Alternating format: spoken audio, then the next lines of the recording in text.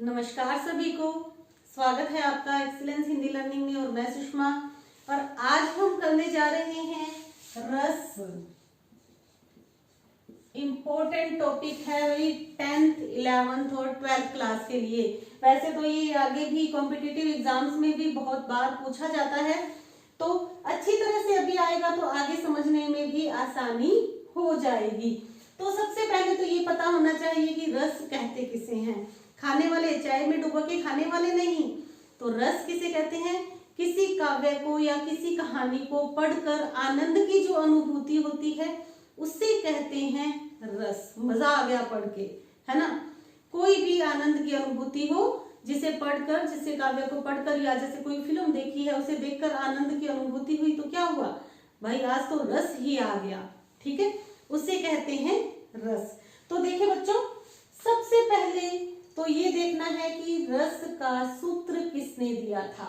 ठीक है, परिभाषा तो आप लिख लेना कि जिस काव्य को पढ़कर या सुनकर आनंद की अनुभूति होती है उसे क्या कहते हैं? रस कहते हैं। अपने आप लिख लेना। अब देखिए, रस सूत्र किसने दिया था, याद रखना है रस सूत्र।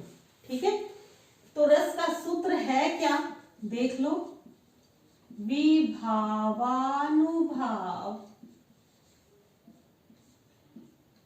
व्यभिचारी संयोगाद्रस निष्पत्ति।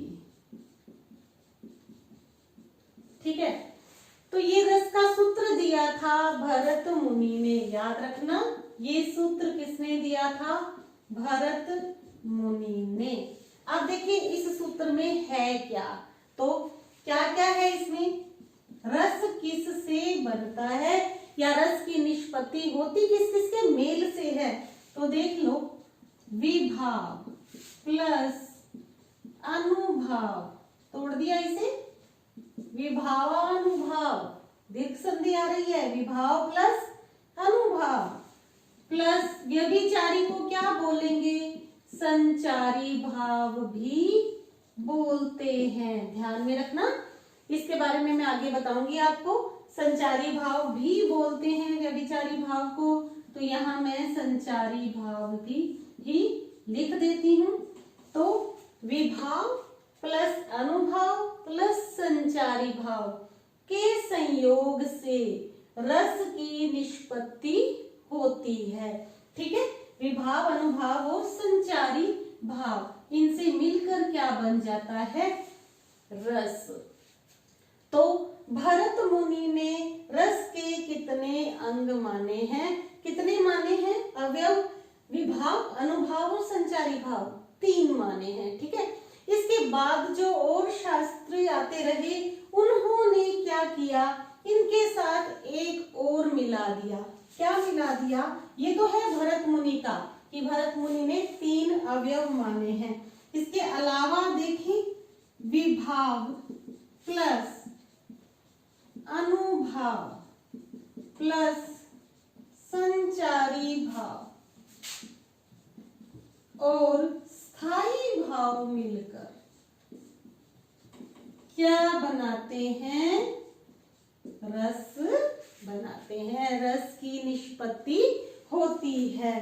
तो सबसे पहले अब ये तो समझ आ गया कि भरत मुनि ने ये रस का सूत्र दिया है। अच्छी तरह से याद कर लेना और दिमाग में बिठा लेना। ठीक है, तो अब पता भी तो होना चाहिए विभाव है क्या, अनुभाव है क्या, संचारी भाव है क्या। तो चले देखते हैं अपने सबसे पहले कि विभाव क्या है।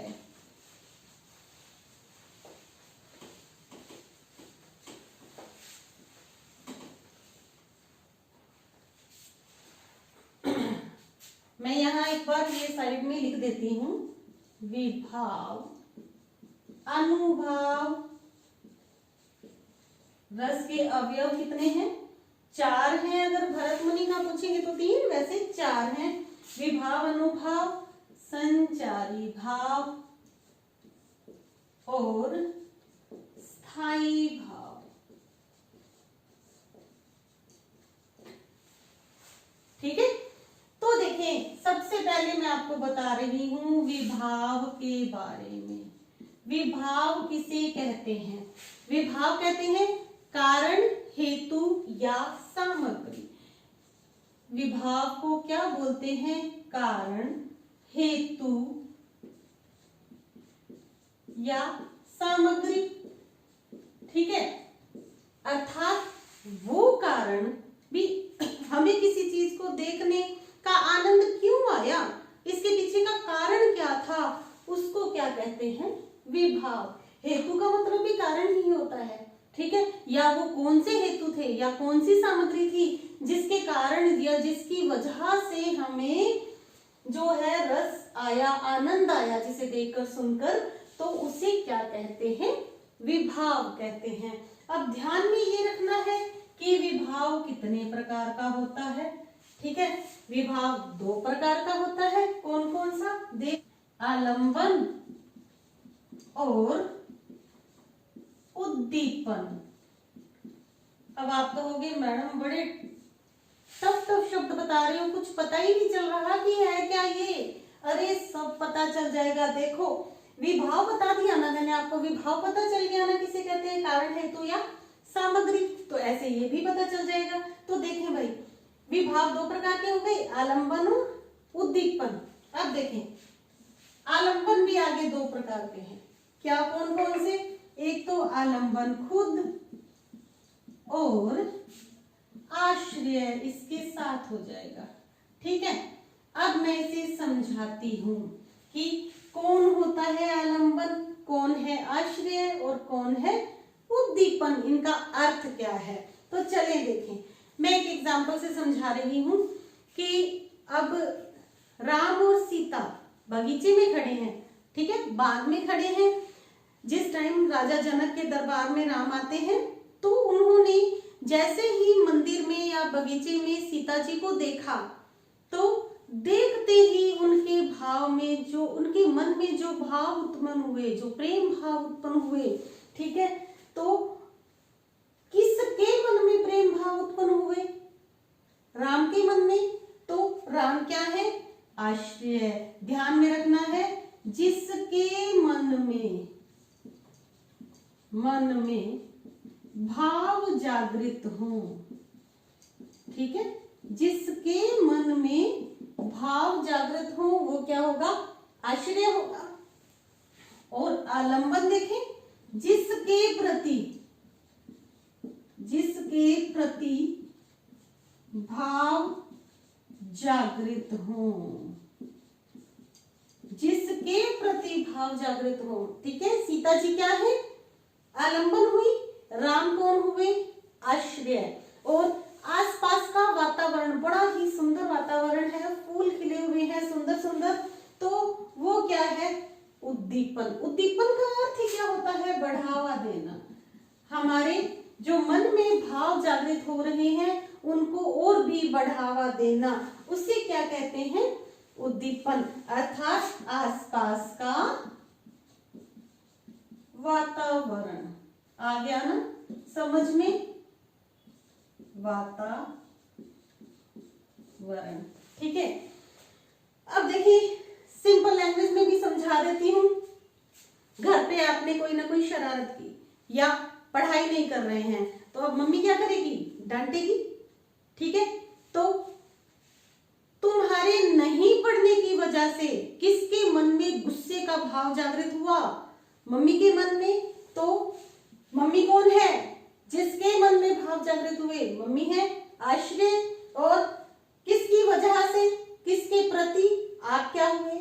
शरारत करोगे या नहीं पढ़ोगे तो यही होगा, आप क्या हुए? आलंबन। अब क्या हो रहा है कि आपके बहानेबाजियां भी शुरू हो गई तरह तरह की। ठीक है, अभी तो मैंने खाना ही खाया है, अभी तो मुझे बैठना है, अभी तो मुझे रेस्ट करना है, मैं अभी थोड़ी देर बाद पढ़ूंगा। तो ये बहानेबाजियां जो है मम्मी के गुस्से को और भी ज्यादा क्या कर देती हैं? बढ़ा देती हैं। तो वो क्या हो जाएगा? उद्दीपन के अंतर्गत आ जाएगा। आ गया समझ में आपको? आश्रय कौन है? जिसके मन में भाव जागृत हो। आलंबन कौन है? जिसके प्रति भाव जागृत हो। और उद्दीपन क्या है? आसपास का वातावरण जो है वो है उद्दीपन। तो विभाव अच्छी तरह से समझ में आ गया, उतार लेना, नोट्स बना लेना। आगे हम चलेंगे, करेंगे अनुभाव। अनुभाव किसे कहते हैं? अभी मैं आपको एक प्रोजेक्ट के माध्यम से भी इसे समझाऊंगी अच्छी तरह से।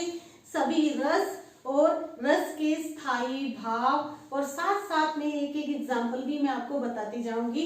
छोटा सा मैंने एक प्रोजेक्ट भी बनाया है, तो बने रहिए मेरे साथ अंत तक। इस वीडियो में देखते रहिए, अच्छी तरह से समझ में आ जाएगा। अनुभाव देखें, आश्रय की शारीरिक चेष्टाएं। आश्रय तो पता चल ही गया ना आपको कौन होता है, जिसके मन में भाव जागृत हो। तो आश्रय की शारीरिक चेष्टाएं किसके अंतर्गत आती हैं? अनुभाव के अंतर्गत आती हैं। अनुभाव अर्थात मन में जगने वाले भाव अनुभाव के अंतर्गत आती हैं। मन में जगने वाले भाव। तो देखिए, अनुभाव होते कितने प्रकार के हैं? अनुभाव होते हैं 4 प्रकार के। कौन कौन से होते हैं 4 प्रकार के? तो देखिए, नंबर 1 कायिक। कायिक अर्थात काया द्वारा, जैसे आपकी शरीर का जो काया है उसके द्वारा हम सामने वाले को, कैसे सामने वाला प्रभावित होता है, वह है कायिक।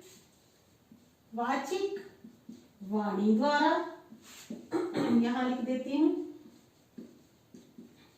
काया द्वारा, यहां वाणी द्वारा।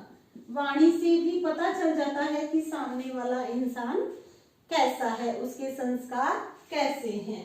तो देखें, वाचिक, कायिक वाचिक आहार्य यानी कि वेशभूषा, वेशभूषा, ठीक है।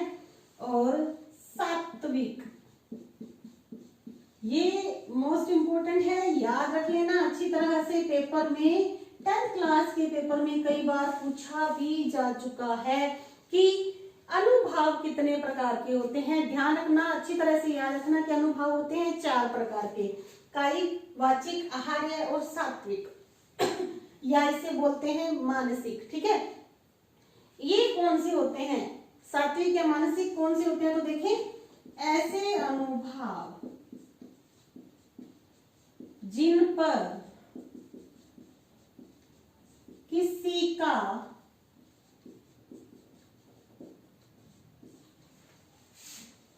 वश नहीं चलता,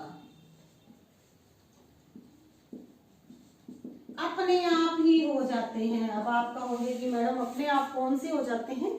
तो अभी मैं बताती हूँ आपको कि सात्विक अनुभव जिन पर हमारा वश नहीं चलता, इन पर वश चलता है, ठीक है, इन पर हमारा कोई वश नहीं चलता। तो ये कौन से होते हैं ऐसे जिन पर हमारा वश नहीं चलता? तो समझेंगे इसे अपने।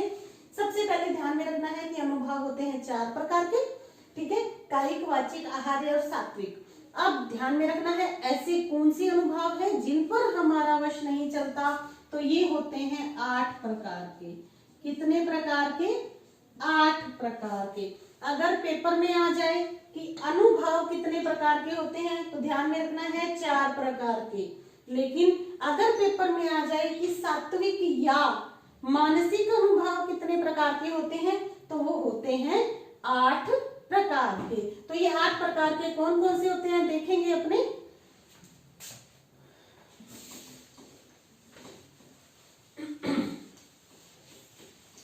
मैं यहां लिख देती हूं सात्विक अनुभाव। 8 प्रकार मैंने बताए हैं जिन पर किसी का वश नहीं चलता, ठीक है। तो देखें, सबसे पहले स्वर भंग, मैं लिख देती हूं पहले स्वर भंग, स्तंभ, फिर मैं समझाऊंगी आपको, ठीक है। स्वर भंग, स्तंभ, स्वेद, रोमांच, विपथु, वैवर्ण्य और अश्रु।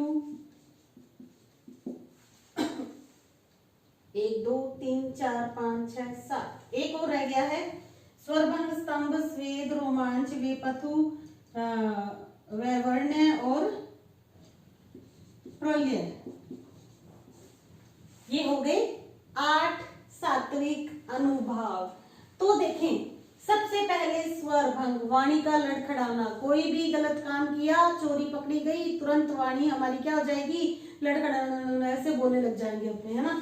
तो स्वर भंग अर्थात वाणी का लड़खड़ाना, ठीक है।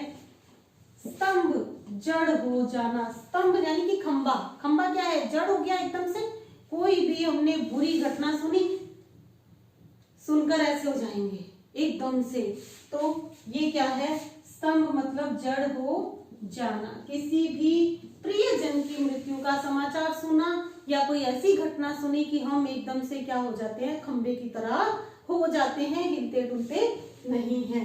स्वेद मतलब पसीना आना, पसीना आना, कोई भी ऐसा काम कर दिया कि जो कि नहीं करना चाहिए था और किसी को पता चल गया तो पसीने वैसे ही हमारे छूटने लग जाएंगे। रोमांच, रोंगटे खड़े होना, सामने शेर आ गया, शेर के सामने आते ही हमारे क्या हो जाएंगे, रोंगटे खड़े हो जाएंगे। या फिर हमने ऐसी अद्भुत चीज देख ली, या फिर भूत देख लिया, भूत को देखते ही हमारे पसीने आने लग जाएंगे, जड़ हो जाएंगे हम और रोंगटे खड़े हो जाएंगे। वे पथु, कांपना शुरू हो जाएंगे, ठीक है। वैवर्ण्य अर्थात रंग उड़ जाना, चोरी पकड़ी गई, जैसे ही पकड़ी गई चेहरे का सफेद रंग क्या हो जाएगा, सफेद हो जाएगा।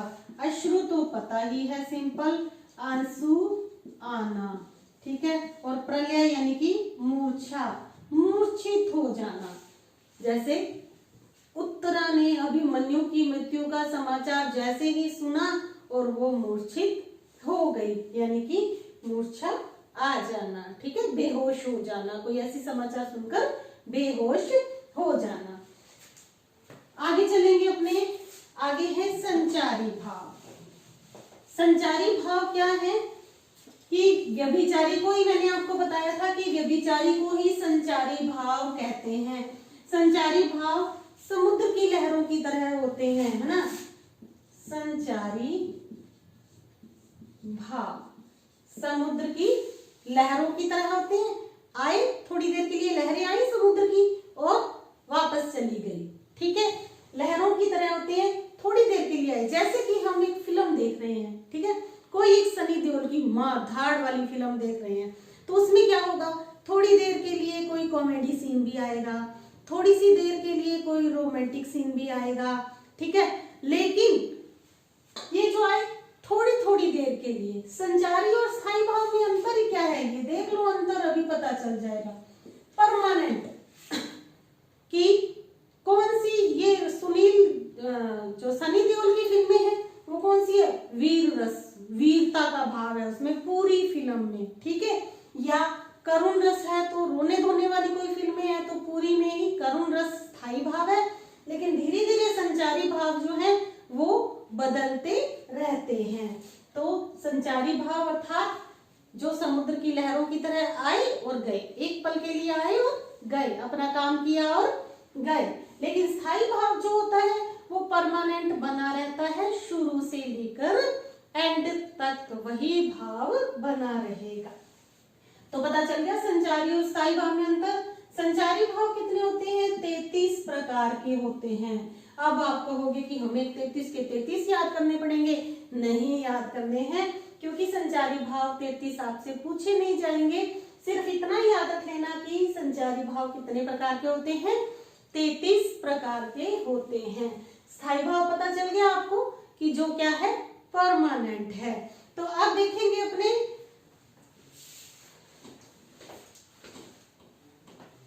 यहां मैं लिख रही हूं रस, प्रत्येक रस का एक स्थायी भाव होता है, याद में रखना, प्रत्येक रस का एक स्थायी भाव होता है। तो सबसे पहले मैं लिख रही हूं श्रृंगार रस। श्रृंगार रस अर्थात रसों का राजा, इसे क्या बोलते हैं, रसों का राजा, सभी रसों का राजा बोलते हैं। तो सबसे पहले तो ये पता होना चाहिए कि रस होते कितने प्रकार के हैं। तो ध्यान में रखना, रस होते हैं 9 प्रकार के। रस कितने प्रकार के होते हैं? 9। पेपर में अगर आ जाए कि रस कितने प्रकार के होते हैं तो 9 प्रकार के होते हैं, याद रखना। लेकिन बाद में जो और विद्वान आए उन्होंने 2 रस और बना दिए, ठीक है, भक्ति रस और वात्सल्य रस और जोड़ दिए साथ में। लेकिन अगर परीक्षा में आ जाए कि रस कितने प्रकार के होते हैं तो 9 प्रकार के होते हैं। तो सबसे पहले मैंने लिखा श्रृंगार रस, इसका स्थायी भाव है रति। दूसरा है करुण रस, करुण रस का स्थायी भाव है शोक, ठीक है। उसके बाद मैं इसे समझा दूंगी प्रोजेक्ट के माध्यम से, अभी मैं सिर्फ लिख रही हूं। रौद्र रस, रौद्र रस का स्थायी भाव क्रोध। और इसके बाद वीर रस, वीर रस का स्थायी भाव उत्साह। अगला रस है विभत्स रस, इसका स्थायी भाव है घृणा या जुगुप्सा। और इसके बाद है भयानक रस, भयानक रस का स्थायी भाव है भय। उसके बाद है शांत रस, शांत रस का स्थायी भाव है शम। और है अद्भुत रस, अद्भुत रस का स्थायी भाव है विस्मय। और हास्य रस का स्थायी भाव है हास। तो मैं इसे एक प्रोजेक्ट के माध्यम से आपको समझाऊंगी। अभी देखें no. ये है मेरा प्रोजेक्ट जो मैंने रस से संबंधित बनाया है, तो मैं अच्छी तरह से आपको समझाऊंगी, साथ साथ में इसके उदाहरण भी हो जाएंगे। तो देखें सबसे पहले श्रृंगार रस, श्रृंगार रस क्या है? रसों का राजा है। तो ये मैंने इसकी एक इमोजी भी बनाई है, ये देख लो भाई, ठीक है। और इसको यूं दूसरे को खोलेंगे तो ये आ जाएगा इसका स्थायी भाव रति। और इसका उदाहरण देखें, कहत नटत रीजत कीजत मिलत खिलत लजियात, भरे भौन में करत है नैनन ही सो बात। तो ये हो गया श्रृंगार रस का, ये इसकी इमोजी है, रति इसका स्थायी भाव है और ये इसका उदाहरण है। अगला रस देखेंगे करुण रस। करुण रस का ये बनाई है भाई इमोजी, रोने वाली सी शक्ल है ना, रोने वाली होगी। करुण का मतलब ही करुणा ही है, रो रहे हैं, ठीक है। इसके बाद इसका स्थायी भाव है शोक। और इसका जो उदाहरण देखें, छाया मत छूना मन होगा दुख दूना। तो ये देखें तीनों हो गए। करुण रस का ये इसकी इमोजी, इसको अंदर कर दिया, शोक इसका स्थायी भाव और ये है इसका उदाहरण। अगला रस देखें हास्य रस, जिसे सुनकर हंसी आ जाए, ठीक है। कोई भी ऐसा कॉमेडी सीन देखते ही हंसी आएगी ना, तो ये देखें इसका भाई इमोजी, हा हा हा हा, हंसी आ रही है, ठीक है। अब देखें इसका स्थायी भाव हास है और इसका उदाहरण देखें, हाथी जैसी दे, गेंडे जैसी चाल, तरबूज जैसी खोपड़ी, खरबूज जैसी गाल, ठीक है ना। इसे देखते ही, इसे पढ़ते ही हंसी आ जाए, वो है हास्य रस। वीर रस, वीरता का भाव, खूब लड़ी मर्दानी, वह तो झांसी वाली रानी थी। ये देखें भाई पूरी वीरता का भाव नजर आ रहा है, ये इमोजी है।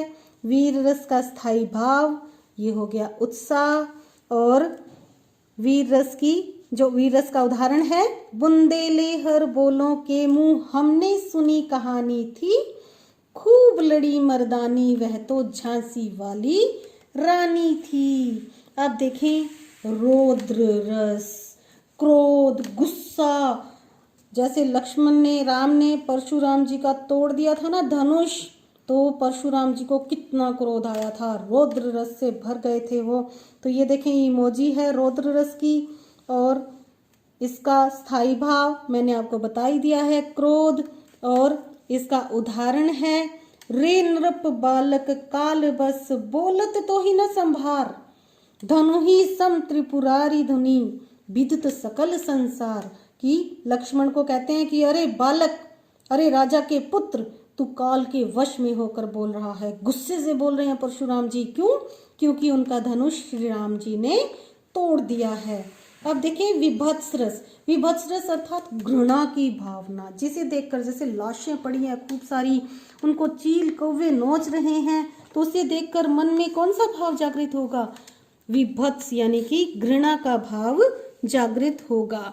ये देखो उल्टी जैसा सा होने लग जाता है ना मन अपना देख के।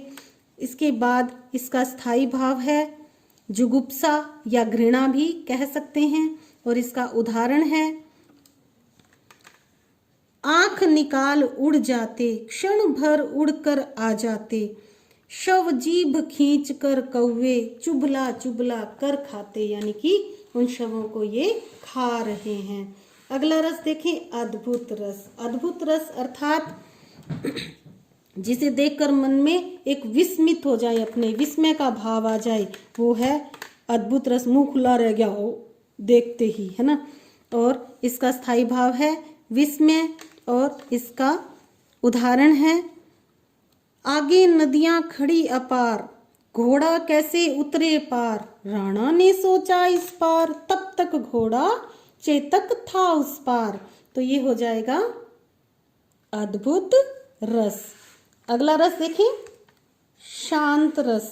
शांत रस में जिसे देखकर शांत मन में, जैसे अपने भजन गा रहे हैं तो मन में ईश्वर का ध्यान आएगा, अपनी शांति का भाव आना। यह है इसकी इमोजी। और इसका स्थाई भाव है निर्वेद या शम भी कह सकते हैं।